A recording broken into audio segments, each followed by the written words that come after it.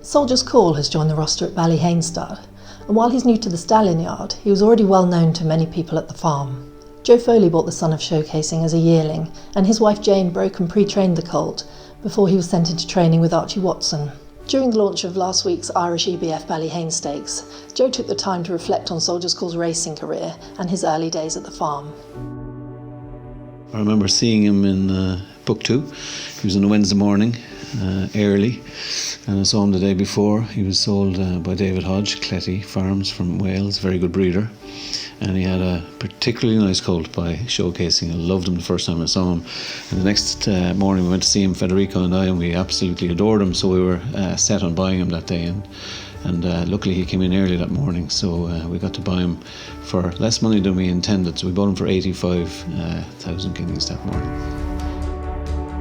The Soldier's Call came back here from the yearling sales in Newmarket. He wasn't called Soldier's Call then, he was just an unnamed showcasing colt. He was a nice colt, settled in with the rest of them as they do. He went through all the breaking process here, which is sort of a long, slow process, and then started pre-training with my wife Jane and her team.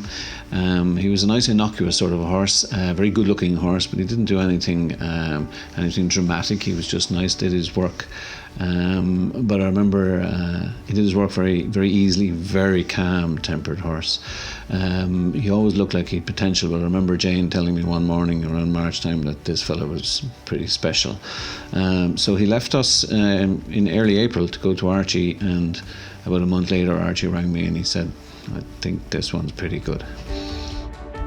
As people probably know, we were concentrating on buying fillies prior to that year, to sort of help build up Steve's broodmare band in Branton Court, etc. But that was the first year we sort of concentrated on buying some colts with the long shot of trying to get a stallion. So to get the likes of Soldier's Call in the first year was, we were very fortunate.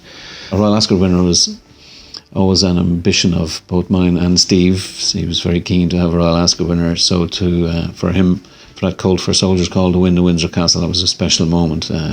That day, and notwithstanding what he did after that, it was a big deal to us that we had our first Royal Ascot winner that Saturday. A lot of people expected us to retire him as a 2-year-old.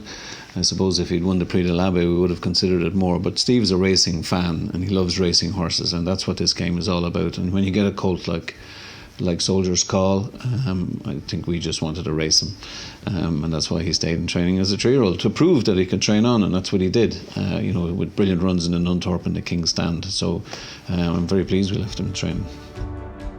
He's a very good looking horse, and he's, as we've talked about his pedigree, it's very commercial, by a very good stallion in showcasing, who looks like he's going to be a dominant in that area, and as I said, out of a very fast family, a Judman family, and his mother was very fast, which I like in a stallion prospect.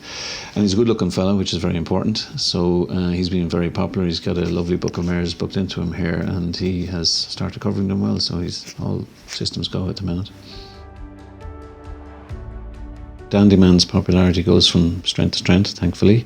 Very similar to Soldier's Call, actually, very similar stature, very similar conformation-wise, and also by a very good stallion, Mozart, showcasing, and Dandyman was out of a very fast mare called Lady Alexander, who won the Moulcom. So I do like stallions out of fast mares. He had some very good 3-year-olds last year, like Lady Kaya, for example, but his 2-year-olds last year were a very, very strong bunch. 34 winners, 5 stakes group horses, some high-class prospects like Lampang, for example. Tim Easterby was here this morning to see Dandyman. He reports Lampang is flying, and also reports that he's got a very promising 2-year-old by him again. River Boyne, graded winner in America again, big time baby, heading for the sprint in Dubai. He just keeps doing it, Dandyman, and then his crops are getting better and better. We really hope that the success keeps building on the track.